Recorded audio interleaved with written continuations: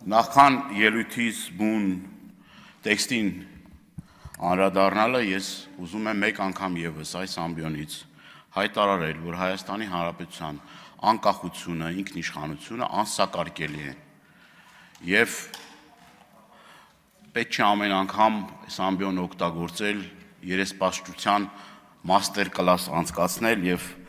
մեզ մեղադրել ինչ որ պետականության դեմ գործելու կամ անկախության արժեքը չգնահատելու մեր ընկերների արյան եւ հերոսական անցած ուղու արդյունքում ստեղծվել եւ առաջին հանրապետությունը եւ 90-ական թվականներից մինչեւ քարորիա պատերազմ, եթե մի քիչ դες նեղություն տակ եւ նայեք, դուք կտեսնեք անկախությունը ով ավելին գնահատում եւ այդ անկախության համար մեր ընկերները իրենց կյանքի գնով որևէ մի բան չեն խնայել։ Հերիք է այս ամբիոնը օգտագործեք մարդկանց մանիպուլյացիայի ենթարկելու, այս ամբիոնը նաեւ այս դահլիճում նստած մարդիկ կան, որոնք նույն հերոսական ճանապարհն են անցել, իրենց ընտանիքի անդամները, իրենց հայրերը, որդիները, լավ հերիք չի, ինչ եք ամեն անգամ գալիս ու այստեղ ավել պակաս բաներ խոսում։ Ես իմ ելույթը վերաբերվում է առհասարակ այս վերջին օրերին այս ահավոր սպանությունները, որ տեղի են ունեցել Հայաստանի Հանրապետությունում։ Վերջին մեկ շաբաթվա ընթացքում 4 սպանության դեպք։ Եվ փոխանակ իշխող ուժը զբաղվի նրանով, որ ոչ թե, չգիտեմ, մանր ուչաստկովի կամ չգիտեմ վարչության պետ աշխատանքից ազատելով, այլ ի վերջո այդ խնդիրները վերհանելու անկառավարելի այս քաոտիկ իրավիճակը կարգավորելու ես ապշած եմ ուղղակի։ Ապշած եմ ձեր վերաբերմունքից։ Հանցագործությունների կրկնակի աճ։ Նայեք վիճակագրական տվյալները։ Սա ահասարսուր պատկեր է։ Ռազմոյ,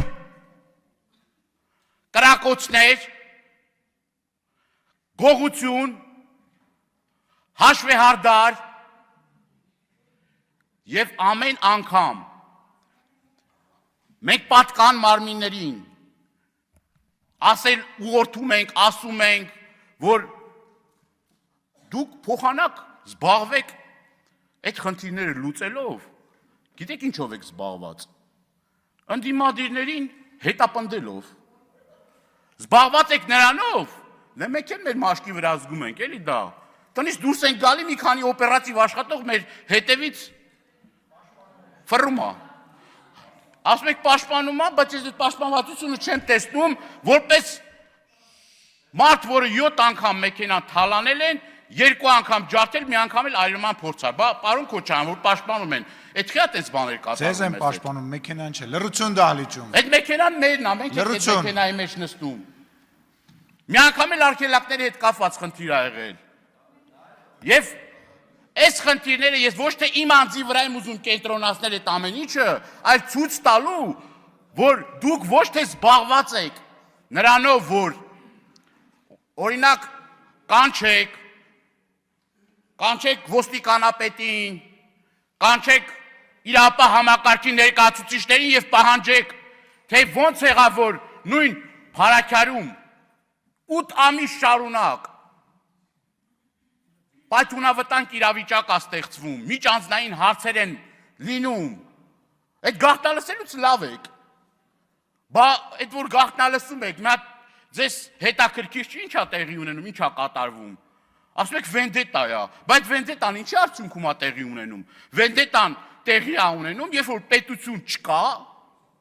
իրապահ համակարգը պատշաճ չի աշխատում, եւ մարդիկ զբաղված իրենք ստիպված են իրենց հարցերը լուծել այն ձևով, որը որ անընդունելի է։ Անընդունելի է։ Անընդունելի է։ Անընդունելի է։ Հակոբյան, նախազգուշացում։ Չի կարելի, այսպես նախապես զգուշացրեցի։ Պարոն Դանիելյան, մի քիչ ցածրելի խնդրում եմ։ Լռություն։ Մեր հայրենակիցները անպաշտպան են, փոխարենը պաշտպանված են իշխանության ամենաբարձր օղակներում գտնվող անձիկ։ Տեսեք ոստիկանական համակարգը ինչով է զբաղված։ Կառավարության շենքի մոտ հազարավոր ոստիկաններ, դաչայի մոտ հազարավոր ոստիկաններ, միջպետական ճանապարհի վրա, երբ որ պաշտոնյաները գնում են, ուրեմն ամբողջ ճանապարհի երկայնքով ոստիկաններ են, հազարավոր ոստիկաններ են շարված։ Այդ ոստիկաններն էլ քիչ է, մի հատ էլ փրկարար ծառայությունից են մարդ բերում են, կենդանի պատ են ստեղծել։ Եվ այս կրիմինագեն իրավիճակը, որ Հայաստանում կա, կրկնում եմ, մեր քաղաքացին իրեն անպաշտպան ազգում։ Սիրելի հայրենակիցներ, ես ձեզնից ստանում եմ հարյուրավոր նամակներ նրա մասին, որ դուք չեք վստահում իրավապահ համակարգին, եւ այս վիճակագրական տվյալները որ կա, ամենաչնչին պատկերն է դրա, որովհետեւ ձեզ չեն վստահում։ Մարդիկ չեն վստահում, որ հաղորդում տան հանցագործության մասին, որովհետեւ գիտեն, որ 10 անգամ տվել են, եթե հարցը չի լուծվել, 11-րդ անգամ ինչի պիտի լուծվի այդ հարցը, կամ ինչ ակնկալիք ունենան, որ այդ հարցը պիտի լուծվի։ Նույնը նաև վերջերս նաև տեղեկություններ ստացանք էկոպարեկային ծառայության կողմից, ուրեմն որ այսպես գովելի էկոպարեկային ծառայության կողմից զբաղված են թմրանյութերի, չգիտեմ, շրջանառությամբ, ինչ որ Սյունիքում մի խայտարակ դեպք է տեղի ունեցել։ Խայտարակ դեպք։ Պարոն Պարսիլյան, պարոն Թորոսյան։ Նույնը նաև բարեկային ծառայության աշխատողների կողմից տարբեր, ուրեմն մենք եւ մամուլից եւ նաեւ վիճակագրությունը նայելով տեսնում ենք, որ այդ մարդիկ ուրեմն զբաղված են էլի թմրանյութերի հետ կապված էլի խնդիրներ կար։ Որ նույն բարեկային ծառայության աշխատողը ներգրաված է եղել։ Ներգրաված է եղել։ Եվ խնդրում եմ մի խանգարեք էլի, ես ճիշտ ասում մի խանգարեք։ Ես ասել եմ, ինչքան խանգարեք, այնքան պարոն Դանիելյանը խոսելու է։ Հեսա 10 րոպե եմ ավելացնելու։ Շատ էլ լավ կանեք։ Սիրելի հայրենակիցներ, ես մեկ անգամ եւս այս ամբիոնը օգտագործելով ձեր նամակներին ի պատասխան ուզում եմ ձեզ հավաստիացնել, որ ընդդիմությունը իր եղած գործիքակազմով ամեն ինչ անելու է, որպեսզի այն հանցագործությունները, որ կատարվում են Հայաստանի Հանրապետությունում, պատշաճ քննության ենթարկվեն եւ մեղավորները խստագույնս պատասխանատվության ենթարկվեն։ Կրկնում եմ, այս ամենաթողության բարդակ վիճակը պիտի վերջ տրվի։ Դպրոցներում էլի տարբեր ահազանգներ ենք ստանում նարկոտիկի հետ կապված։ Թմրանյութերը մտել են դպրոցներ, կրթական հաստատություններ եւ այս ուղղությամբ նորից էլի 0 աշխատանք։ Չկա, չենք տեսնում։ Չենք տեսնում այդ աշխատանքը։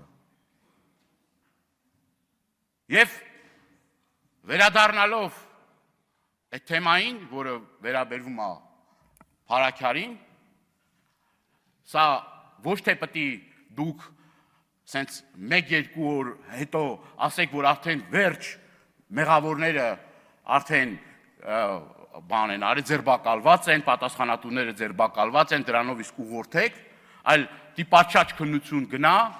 եւ իրապես բոլոր մեղավորները պետք է պատասխանատվության ենթարկվեն։ Շնորհակալ